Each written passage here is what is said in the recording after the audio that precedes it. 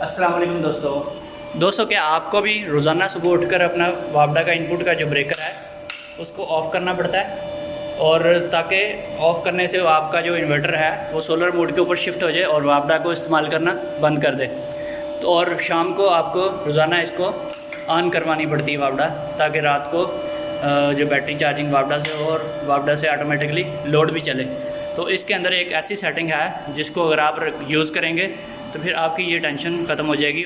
दोस्तों ये जो वापडा ऑन रहती है सुबह के टाइम, जो ऑटोमेटिकली आपका इन्वर्टर शिफ्ट नहीं होता, बैटरी या सोलर मोड के ऊपर शिफ्ट नहीं होता, ये वापडा हटती नहीं है और ये वापडा के ऊपर ही सारा कुछ चल रहा होता है।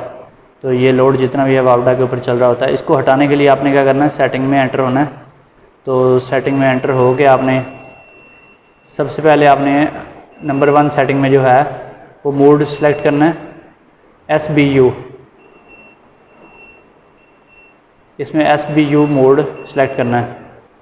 अब कुछ दोस्तों ने पहले से SBU मोड सेलेक्ट किया होता है, लेकिन इसके बावजूद भी उनका इन्वर्टर जो है वो वापडा को छोड़ता नहीं है और सोलर पे शिफ्ट नहीं होता। तो इसके लिए आपने क्या करना है, आपने अपनी 12 नंबर सेटिंग में जाना है। 12 नंबर सेटिंग में जाकर इसको आपने मिनिमम वैल्यू पे कर देना है। यहाँ से आपने मिनिमम वैल्यू जो भी आपका इन्वर्टर है उसमें जो भी मिनिमम वैल्यू आती है उसके ऊपर आपने इसको 12 नंबर को सेट कर देना। उसके बाद आपने 13 नंबर सेटिंग पे आना है। 13 नंबर सेटिंग में आपने